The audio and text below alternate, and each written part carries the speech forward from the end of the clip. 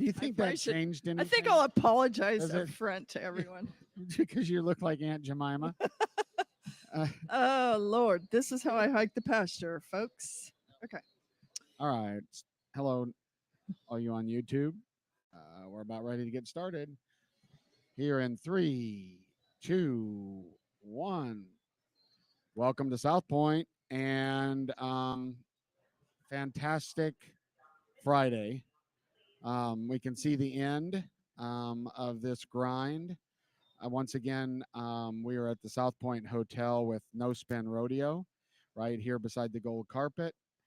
At the coolest place to be, and I'm here with a couple of my my rat hole buddies, Kendra Santos and Greg Teagarden. Good morning. Good morning. Apologies up front for the wet hair. No time. Sorry. Well, it's not going to get dried all wrapped up like that. It's my pasture. Why don't you let it out? Why don't you go? Why don't you go rocker on us? There you go. That a girl. My Mufasa. Aha. Wet. Here we go. Okay. There you're back. Anyway. Yeah, so that's good. Greg, you feeling better? I guess you got the NFR crud. Yeah, I got a little bit of rest yesterday, so I feel a lot better, even though I still have a little bit of a cough. Well, I'm so grateful. So Ode and I, every morning we drink first thing, hot lemon water. He gets a couple sacks of lemons before the thing starts. Hot lemon water morning and night. That's what I take to the rodeo with me, hot lemon water. And then echinacea, elderberry, zinc, airborne for vitamin C. That's our cocktail. But there's a new strain of the NFR crud, and one of my really close rodeo mom friends, who's an NFR contestant's mother, she texted me during the rodeo last night. She goes, I never thought I'd miss a perf at the finals, but I had to watch it on my iPad. And she said, thank God I didn't go to the perf because I coughed and I shit my pants. So anyway, I got the giggles during the rodeo last night because I'm like, well, I'm glad too that you didn't come. But anyway, so. And so are the seats at Thomas and Mack. At any rate. Well, and I didn't, you're going to have to, I just caught bits and pieces because Donna, my wife, was supposed to come in and we tried to go see a show. And I had booked tickets to see Toby Keith because of his sickness, and the two best openings I've ever done have been attributed to Toby Keith songs. And so I booked tickets, and then she decided to stay home with Asher and Aubrey. And so I'm like, I got an extra ticket. So I'm like, Greg, you want to go? Yeah, no. Chase, do you want to go? No, but I don't want to go at all. Okay, thanks, son. So I go through the whole on a crew, and the one that took me up on it was kind of my rodeo sister, Jamie Brown. She's always there when I need her. California girl. She's a California girl. So, but she's been with me 20-something years, Jamie has.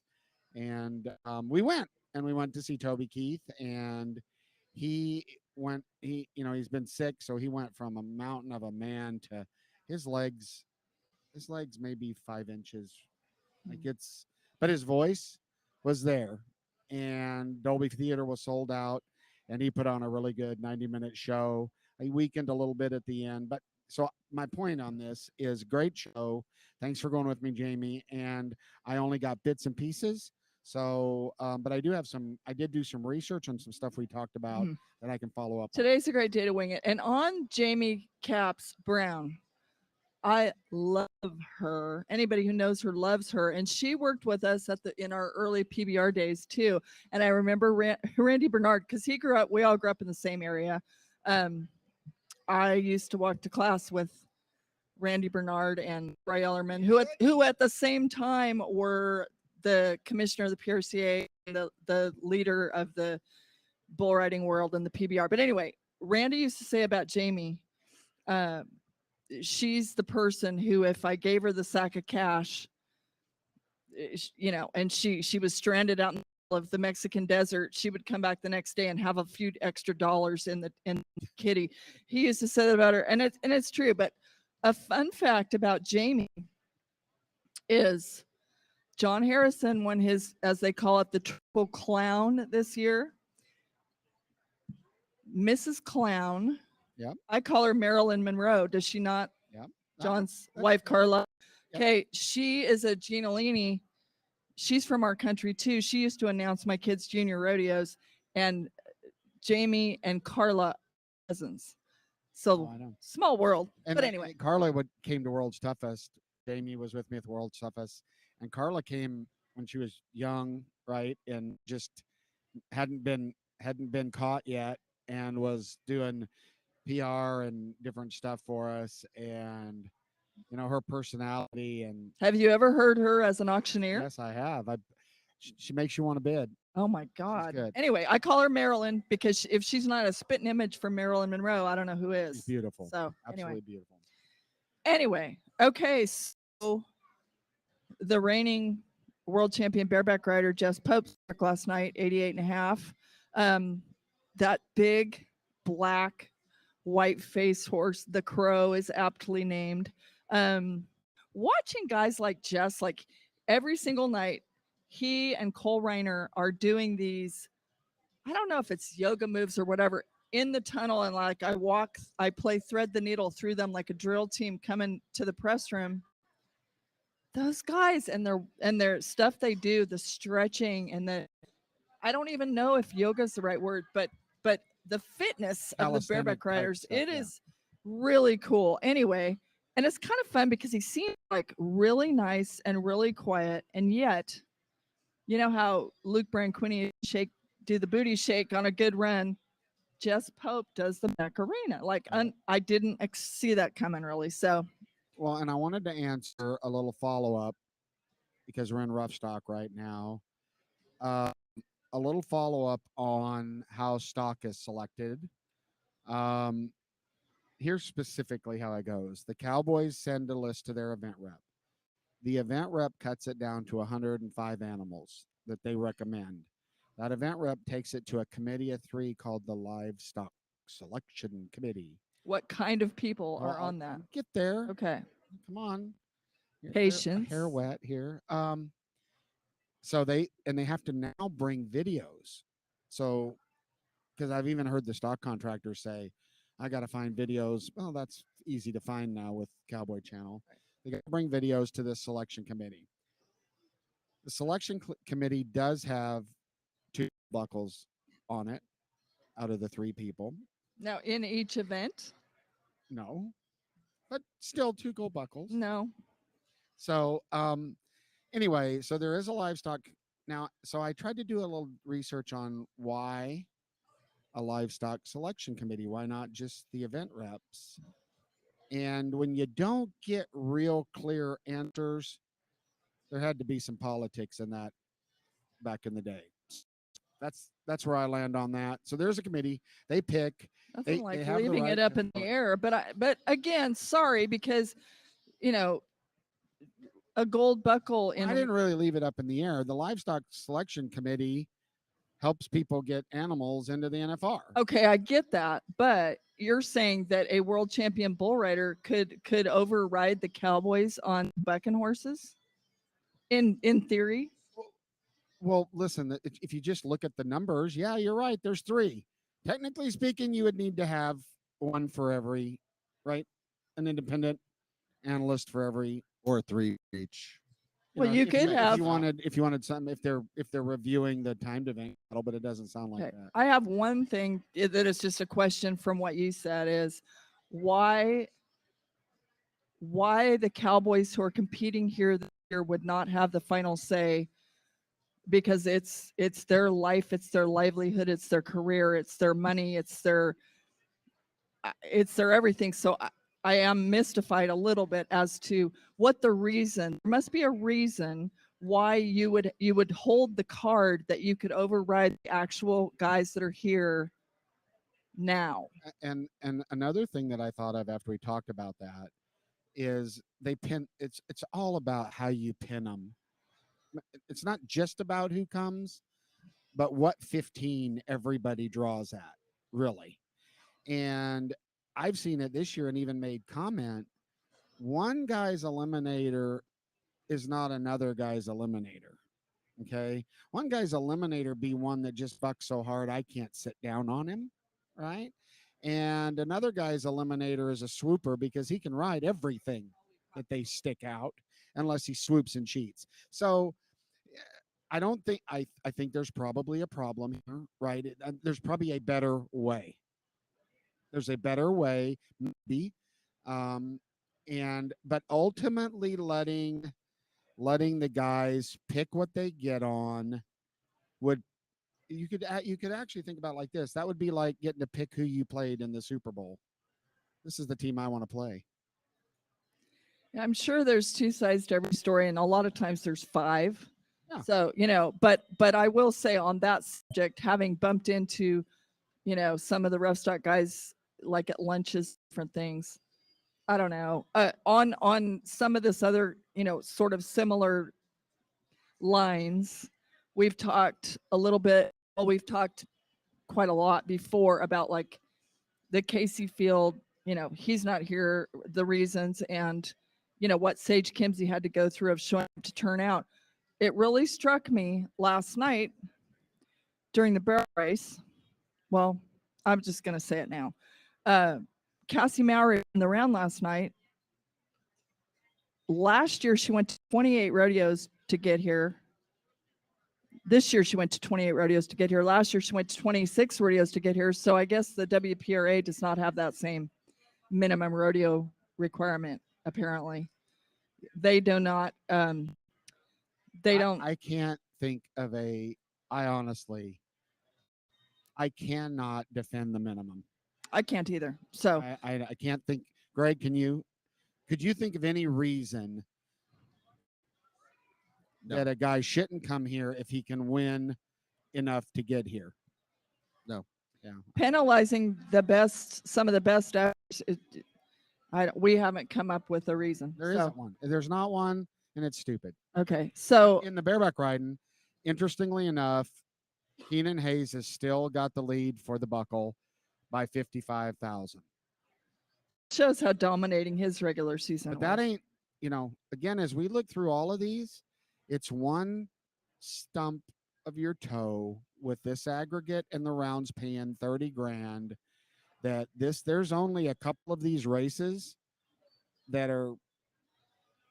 Well, now's when everybody's going to start kicking in tomato aggregate average. I'm going to stick with average. But anyway, you can call it average. I understand. Don't define what average means. So I get it. You're okay. But so let's just go ahead and move on to the fact that Bridger Anderson, 3-3, fastest run of the rodeo, high speed. High speed.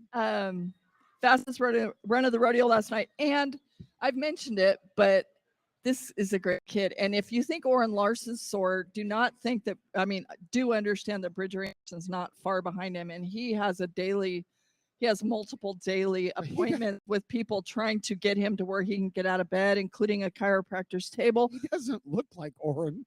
Like Orrin. Yeah, but there's been a night or two. Bridger is struggling to get up after he throws a steer. But, he started out, I think he had a couple no times in the early going.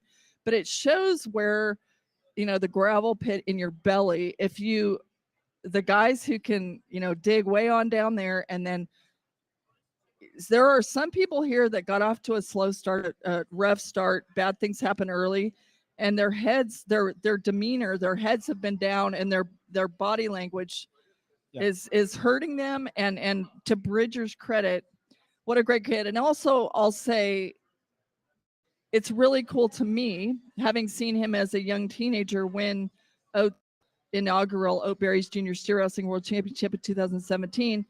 Now here he is, and he won that title as a kid on this same brown horse, Whisker, that he's riding here, and that's pretty cool.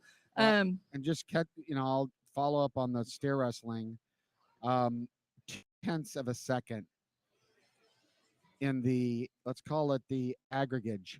We'll call it the aggregate, the average. 0.2 of a second on 8, and with Dakota Eldridge holding that, and Payne right on the heels, and Dalton Massey for the buckle. Good morning, Flint. Well, I always know when you go by, I can smell Ben Gay and right guard. There you go. All right, Dalton Massey on the hunt for the with the 37,000 lead. Not much. Well, and he broke a barrier, I feel like, in the last couple of days, and that was a little bit of painful. But that guy's been super impressive, like so technically sound. The way he's doing it right, and that usually comes out in the wash. I would also love to say last night was Canada night. The Maple Leafs fly every night, but Thursday is always Canada night. And yesterday, I head out to Oates event here, and then 1:30 to 2 every day. We do the Rodeo Deep Dive show on the Cowboy Channel live at Cowboy Chris. Yesterday, I put together a show called Rodeo's Unsung Heroes, and Tanner Milan was one of the guests. And so I had a Hazer, I had Pickup Man of the Year Josh Edwards, and I had Dusty Tignes, 10-time Bullfighter of the Year. And it was the most interesting conversation. But what I learned in visiting with Tanner afterwards, so Tanner brings his 2023 Horse of the Year Eddie here this week for Dalton Massey and Stephen Culling and Tanner's hazing. Well, that's cool, but way cooler. This is typical Bulldoggers for you. I had no idea until yesterday that Tanner Milan tore a pec muscle this summer. August 10th, he goes in for surgery to repair it. Guess what? He wakes up, they take the breathing tube out, he coughs hard, and he tears surgery out. So 1 week later, on August 17th, Tanner has to undergo the exact same surgery. So that would royally suck. But what did he do behind the story of Dalton Massey, setting a regular season earnings record? He takes his Horse of the Year Eddie.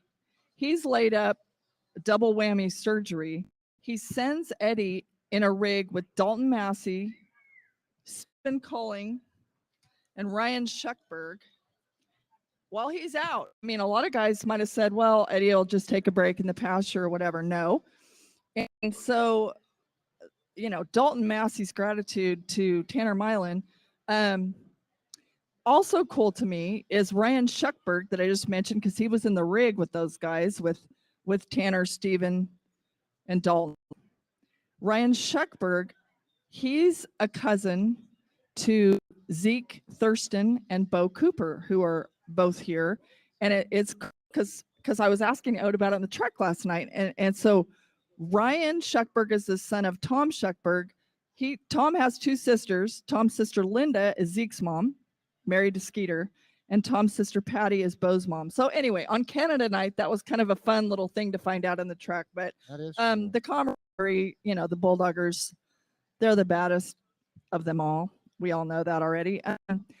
In the team roping, Tyler Wade and Wesley Thorpe tied the NFR record 3-3. They were first out. That was really, really cool. Tyler Wade is notorious for turning fast steers here. And again, Coleman Proctor, my God, what is the steers he's turned on Heisman this week's been like out of this world. I think another really notable thing that happened last night was Derek Begay and Coulter Todd are the only ones that have caught all their cattle. They were the only team that were 8 for 8 coming in to last night, and Begay throws a wild wad of stuff on that steer's head last night, and this is where the desert cowboy, the ranching cowboy, he is never say die, and he fished that mess off of that steer's head like none other. And then it was like, well, he was loose when I caught him, because he didn't exactly jelly roll him for Coulter, but Coulter, no problem. Yeah. This is like a Brandon Corral shot, all in a day's work on the ranch, and which is where he's been since he headed here years ago before he went home to raise his family. So those guys are so easy to cheer for, but that was high degree of difficulty at both ends, and they got it done. So in case we were going too fast on this for you, remember Begay and Coulter, those are the only ones that have roped every steer. And so that puts them in the commanding lead to win that $80,000 average aggregate money. And they needed to catch, right? They needed, and I don't know, you tell me, but there isn't, I don't know hardly anybody that would have fished that mess around and got that on and then finished for a qualified run. I mean, Well, okay. it was incredible. To me, it was the highlight. I mean, 3-3, wow. That kind of stuff is what's It was fun. awesome. And Speed Williams just walked by, and he would be someone who could put on a little crash course and that sort of thing, because he had to do that stuff how many times here after they would go out in the first round. Or, I mean, foolish pride is out the window. And I love it when guys are not too not too proud to just do whatever it takes. And I feel like, I think JD Rexness is a superstar, but a few nights ago when a steer hung a leg and he got up and without making sure, there's a lot of buzz amongst the Bulldogs that that probably very likely chance cost him a gold buckle. And in hindsight, my guess is he would be sick that he did not, finish the course, because he was way up there in the average. And anyway, so in the bronc riding, we had three.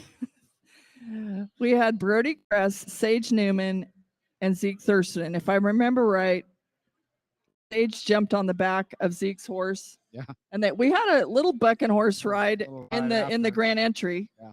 And then that was kind of a little crow hop fest for the victory lap. I will say this, late Jane, I know, having run into him the other day, I don't know him very well, but he seems like a great kid. The report, the Justin Sportsmed report, because he did get on a re-ride last night, because his first horse, Southpoint Gambler, hung a hind leg on the back of the buck and shoot and fell flat and hard. I saw that. That was a horse that it looked Flat. to me like the horse sunfished, and I couldn't figure out what was going on. I was walking by a screen and saw that, and I'm like, that horse just sunfished down to the. It was really pretty scary, and he hung a hind leg. It just those freak things in the gate, and so that was, I was really worried because Leighton, laid there. I was really worried because it's like he used his free arm to kind of break the fall, and I was really worried about his shoulder. But Justin Sportsmed says thoracic contusion and strain, and that he's going to keep going. So thoracic means lower back, I believe, as opposed to cervical, up high in your vertebrae, in your neck. So I'm listening and rude. I know. Multitasking. No, I'm just joking.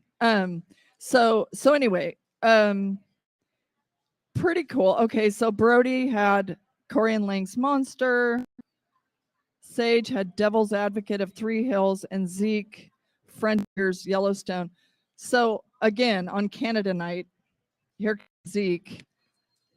Zeke is number one in the average in the world, and well, he's number one in the average by 2 points over Brody Kress. Wow. So that was a big victory lap last night. That was a big victory lap.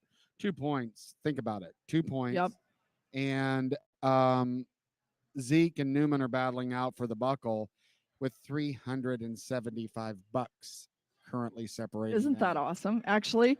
And I know that Stetson Wright has not lost hope for his Triple Crown with a twist, that Brother Ryder would win the bronc riding, and Kai Hamilton. The hope is getting. I know, but a guy can hope, and to watch Stetson Wright, I now, when Ryder Wright and Kai Hamilton ride, I watch the guy on the back of the chutes now instead of closer than the ride. If they go out of what I can see, I keep my eyes on Stetson, because he jumps up and down like a little kid. Like it's pretty sweet.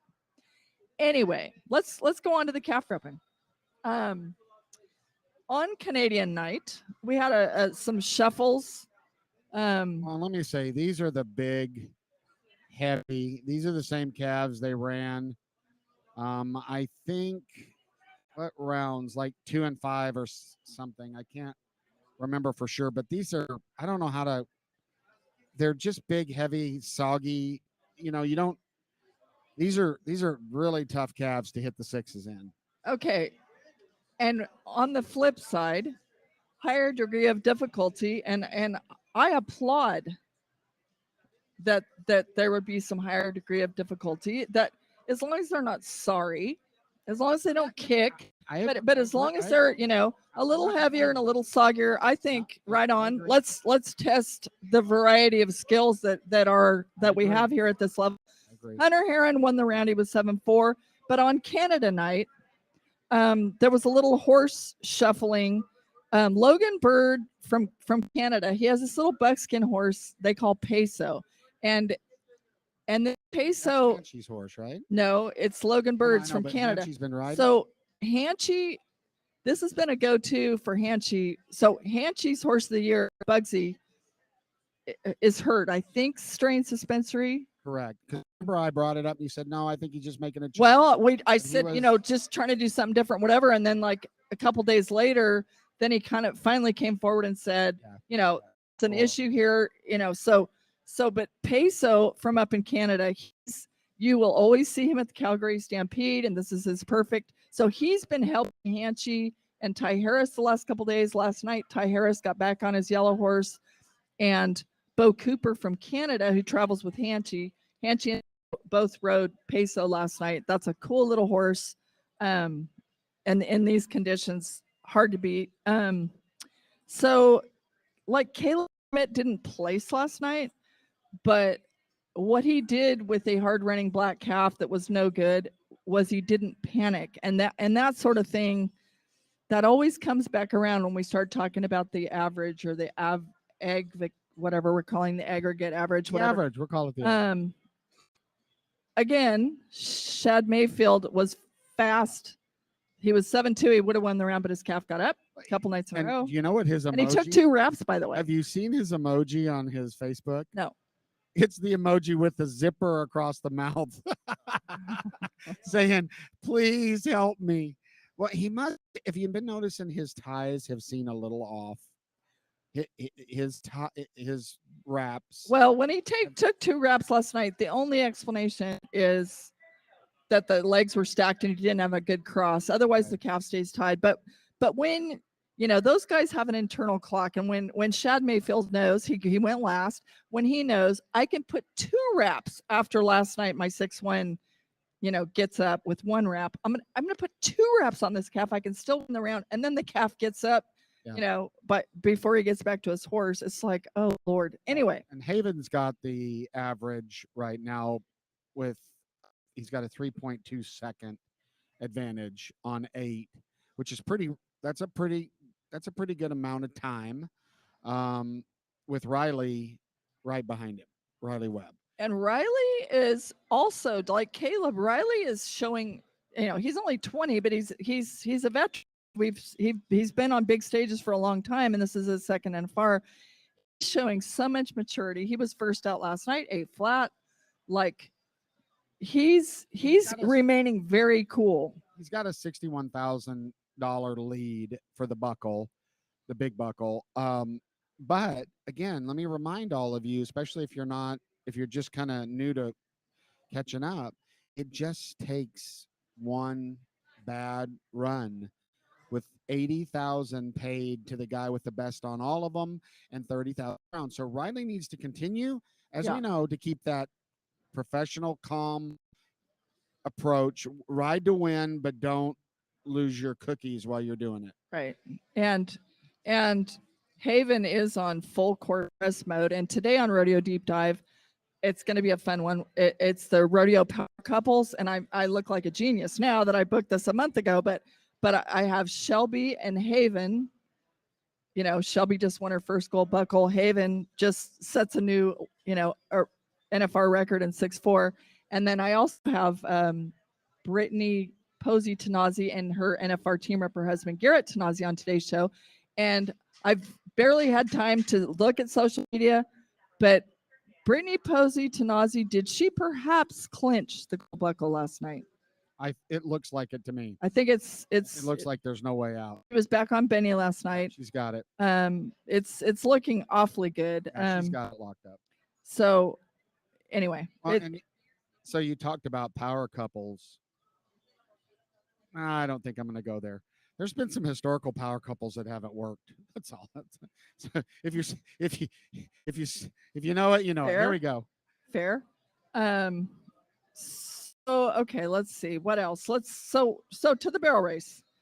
I already said what I said about Cassie Mowry. I think she's a renowned horse trainer and amazing jockey and I like the little trainer. I like the banter. I love the best dressed because, and I know it's not has anything to do with the competition, but I sure like seeing what these ladies are wearing and how beautiful, for real beautiful from top to bottom with all different ages in there and I was looking at some of those horses. They're just gorgeous. It's just, not only is it fast and fierce, but boy, they look beautiful. And Tanazi has the average with 108.98 on 8, and Mowry's right behind with 109.55. Right, so it's like anything, right? A barrel, a slip, up in angles. Again, I don't mean slip on the ground. So, and here's the other thing: 10 of them in the 13s. Well, yes, and I was going to mention Sissy Wynn went 4th to last and was 13:45. So, Sissy, major fantasy, kudos. I would girl. on the dress thing. Do you have any idea who judges that? Because I have a feeling that if I judged it, it might not be the same as how you judged it or whatever. They'd have to have wet hair. Yeah. I'm looking for the girl who's out cleaning at 6 a.m. Yeah, exactly. She's my hero. She's your hero.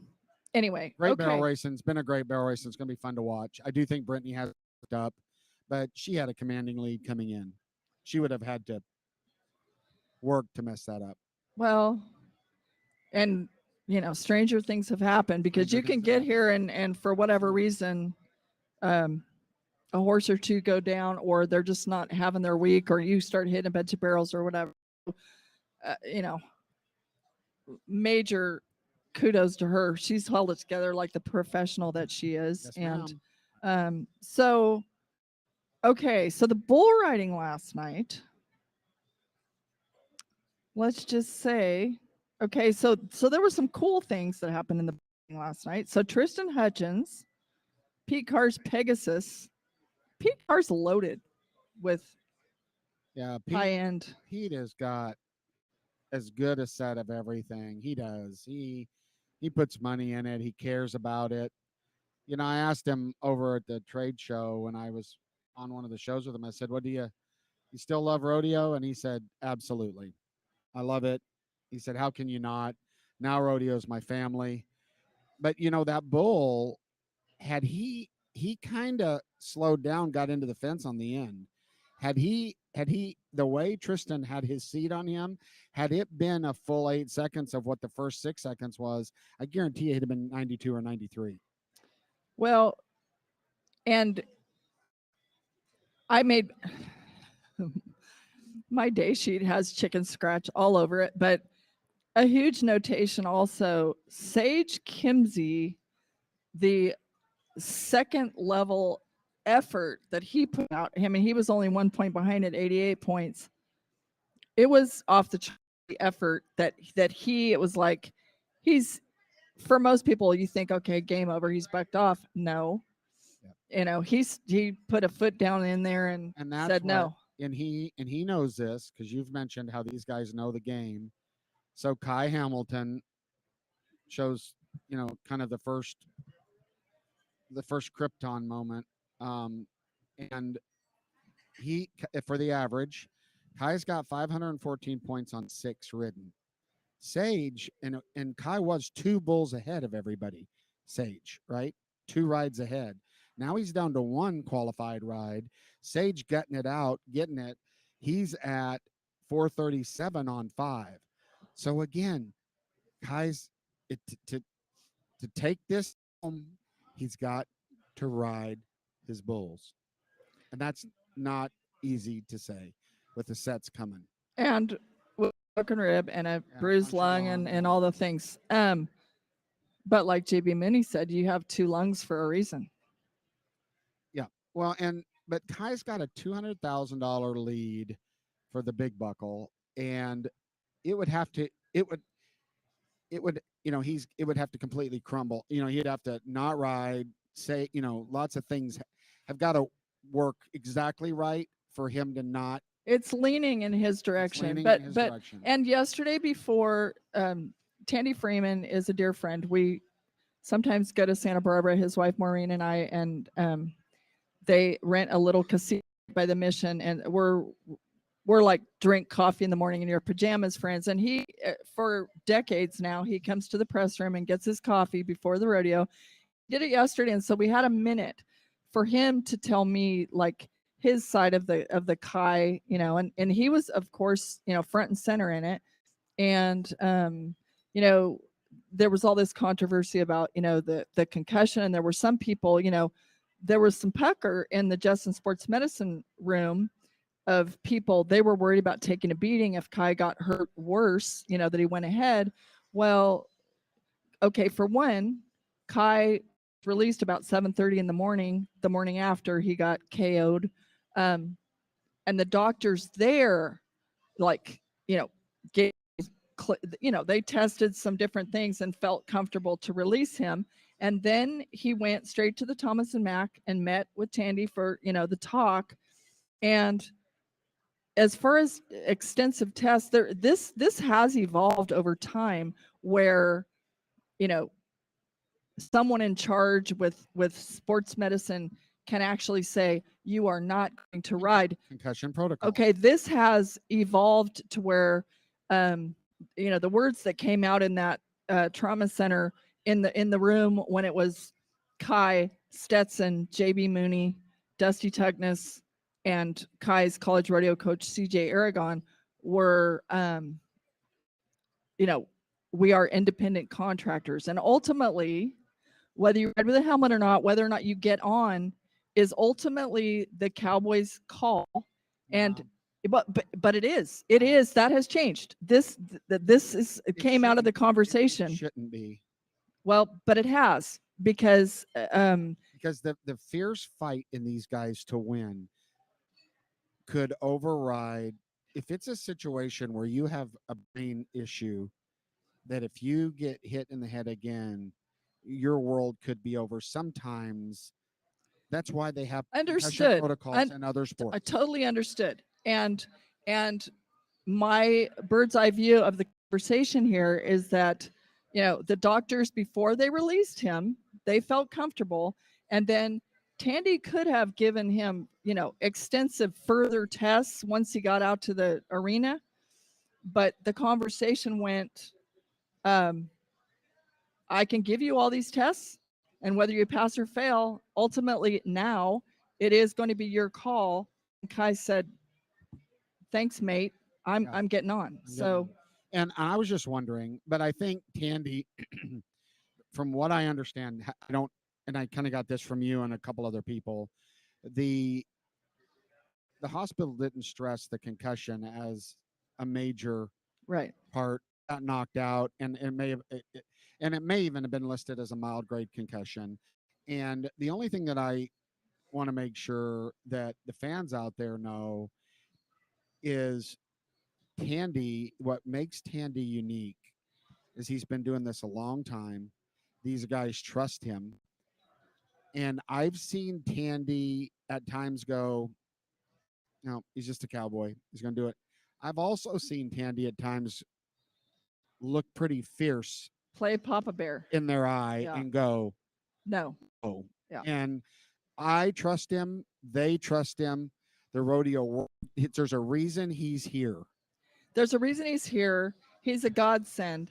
And for him to know exactly what it is he knows the exact injury. He's a, first class orthopedic surgeon, but he also knows what it is they're going to try to take this injury to the arena to try and do. So his evaluation is priceless. And in this case, and also I think it would be helpful, there were a few people who tried to get mad about, that the head injury situation.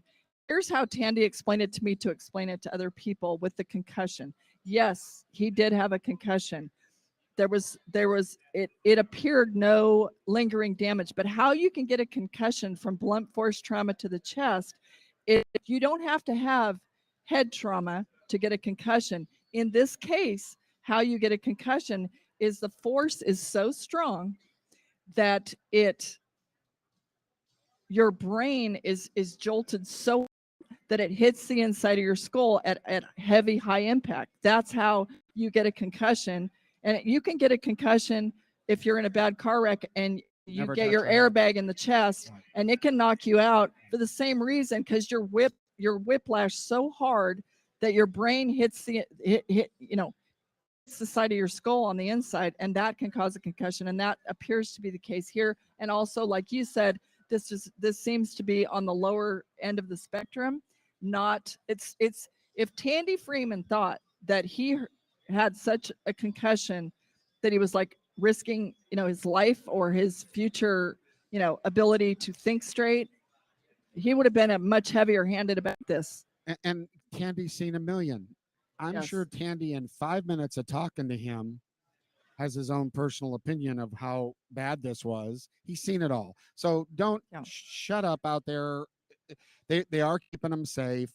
These guys, I do say you have to be careful, because I don't want these guys to win to override rational self-preservation. We have to keep And that in their our mind. long term, their life. Their life. You don't want them to be, Yep. we just lost Walt Garrison, and he, from concussions on the football field, suffered from Alzheimer's and dementia before he died. And that was sad to see. Again, from concussions, not from rodeo, in this double whammy Cowboys life, from the football field. So it does happen. We do have to be careful, because we know more now than ever about Correct. concussions and the long It's term real. implications. It's very serious. Yeah.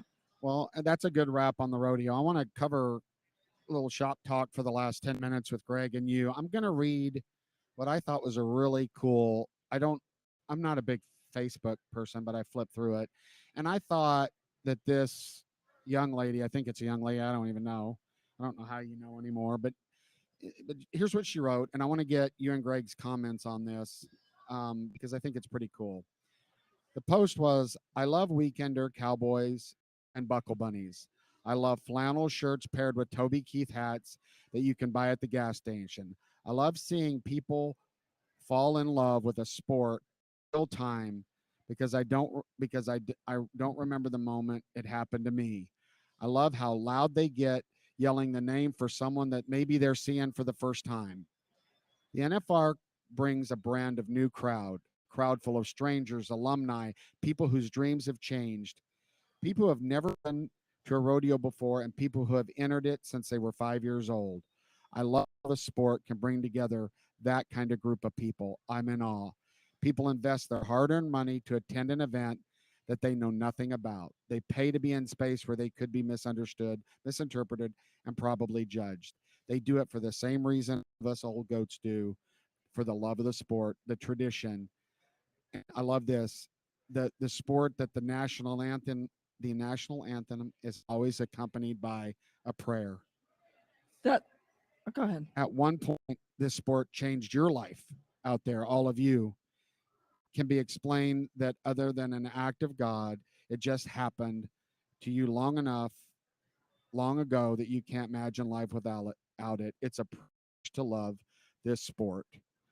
Um, and I like that. It's a privilege to love this sport. My point is, these new fans, they need to taste the secret sauce. And Greg, I brought you into this out of Florida and Boston. There was a time you probably felt like an outsider. Is that right? Oh, yeah. Like uncomfortable. Yes, it was. I had been to rodeos before, now being inside of it, it's It's got different. me. It's definitely different. And one of the things I enjoy seeing is when we go to put on a rodeo somewhere where rodeo was not a mainstream, item. So it would be like in the Northeast, somewhere where, you don't see a lot of rodeos, and just to see the fans and the amount how they get into it and they enjoy the show, it just I totally agree, and the diversity is nothing but good for our sport because our mainstream universe is diverse, and we want to be inclusive and not exclusive. I will say, um, just for fun, when you saw the term OG on that well written piece, you said old goats, when in fact, my man, it stands for original gangster. But anyway, See? but no, Well, no problem. I'm glad you I told had me to Google that. it myself, I'm but I knew very it was an glad you old told goat. me that. But that's the way I read it. But OG, so the Original gangster. I'm an But I want gangster. to say I'm gonna remember something that. about the buck thing or whatever, or the diversity, because I've never seen more diversity in a rodeo crowd than we did the Wednesday morning when we had round 6, and they opened it up to the students of UNLV and also first responders, and sitting right in front of us was a man with a heavy New York accent who clearly had never been to a rodeo before, and that's a wonderful thing. I also have to circle back to our winner last night, Tristan Hutchins, in the bull riding. He he travels with our round 2 grand entry pirate Hayes Waite. And that this morning I finally got around to taking 2 minutes to put up the video of Stetson Wright explaining the pirate thing, which incidentally he was fined $250 for being not in Western attire. But it's you think Does there's the locker only room pay that? you think there's hazing only in the bulldogging, but there's hazing in the bull riding here. If you're a first timer, you buck off your first bull, and then you have to draw to this list of punishments. And Hayes draws grand entry pirate, and I mean, it's huge kudos to him Yeah. for handling it and stepping into the role. He even had a hook on his hand. He was cool. I mean, that's awesome. Yeah, and like I said, a flopping parrot on his shoulder that never let go. That was That's awesome. great. And now he gets a $200 fine. Congratulations. To me, that's like when Cody Ole used to throw his pig and string into the crowd after he won the round. We did 52 times here, and he got fined all the time. And when he was in the hospital and I gave his Hall of Fame speech, I could not help myself but to say we should have thanked him instead of fined him for throwing that pig and string in the crowd. And at one time, I actually encouraged the PRCA to have 10 pig and strings sitting there. Like, here's 10 brand new pig and strings, so these guys don't have to use the one they were just 6'5" with, and because that's the greatest thing that you could do in the crowd. And another thing about, I know that I'm random all over the place, but Haven Medjid, when he was 6'4" here, what did I see? I saw the 2 guys that were 6'5" with the record were Cody Ole and Trevor Brazil. Trevor Brazil was in the house and he stood up and had his own standing ovation, and his words were, records were made to be broken. And I thought, you know what? That's awesome. That is awesome. Yeah. Well, before we jump out, it's time to run. But Greg, what do we got for feedback? We always want to take care of those people we encourage all of you to shoot us feedback. We'll see if we can answer it. We'll dig into it. We'll try to find the answers for you. So be sure and give us feedback. Greg, you got anything for us? Yeah, I have something from the 805. They're asking if the flag man is usually the same person for both steer wrestling and team roping. No. But it is the same flagger the entire time for that discipline. Each event has their guy. But he stays. It's the same guy. It's the same guy every run, all rounds. But they're different in each event. And also, in case you didn't know that, aggregate, average, discipline, event. Go ahead. Yeah. Well, the event is the NFR, but we'll get there. I have to write ground rules. and it's hard to say this is the event, and then your reference event with a capital E legally is the primary thing. You got to break it down into something else. So I use disciplines. Anyways, Because you're a production guy. The judges then though, the, I guess there's a map in their judges room on the wall for the how they rotate in the rough stock.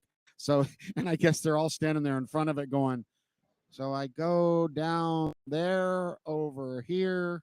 So anyway, any other feedback? Yeah, we had some feedback. There was someone that was very thankful that we spoke out and brought Cody Light or Cody Lee to light. They have a child that has autism, and they just wanted to say thanks for shining a light on him. The love our son receives in the rodeo world is beautiful to see, and it's beautiful to see Cody celebrated. Yeah, I saw that. That's cool. The autism, the child referenced here goes to the rodeos, helps, and for him to get highlighted. This was the anthem singer that I said made the hair on the back of my ears stand up. It was incredible. Yeah, he sang during the memorial Right. round With for the no memorial. rehearsal, Yep. legally blind. So that's cool. It's awesome. And, at the Cowgirl Hall of Fame, one of the inductees is someone who uses for everything from autism to PTSD horses, and it's somewhat related in that, Cowboys, to see the Cowboys with the Golden Circle of Champions, kids and pediatric cancer, or to see Cowboys there. We have Cowboys who have kids on the spectrum of autism, and everyone goes out of their way to spend extra time with those kids, and it just shows the heart, in our rodeo family and in our sport, and also the therapeutic. This woman who horses. We all know horses, the therapeutic value of a horse, and the difference that she has made with soldiers who've come back with PTSD, that she took on head on and it goes back to our concussion conversation. There's a lot of depression, there's a lot of suicide that comes from people who return from war or people who have too many concussions, and she has used horse therapy, related to our sport, because how big of a deal horses are in our sport, to prevent and lower the suicide rate amongst American soldiers who return from war. That's cool. It's really cool. Well, Greg, I think we should drop that as a point of view in 2024, because I've got stories about openings where we've had servicemen and service animals, and I wasn't going to let them bring their service animal in. And I personally experienced some stuff. So I think that could be a whole point of view, doing a little digging on what is the effect of animals, not only on those that are healthy, right?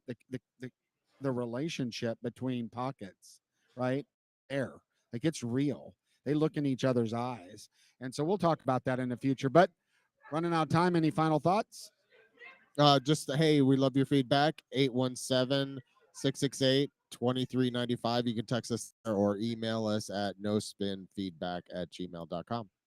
My hair's almost dry. Let's see. My Mufasa mane. How's the conditioner going?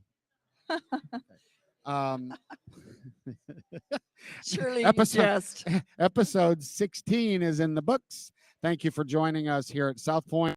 We've got one more of these, and then we'll let you know when we come back. But thank you for do us a favor, download, subscribe, listen, subscribe, get those reminders. It's No Spin Rodeo. This is Ken DeSantos, Greg Teagarden. I'm the Osha that never wins any awards. We'll see you next time on No Spin Rodeo. Thanks.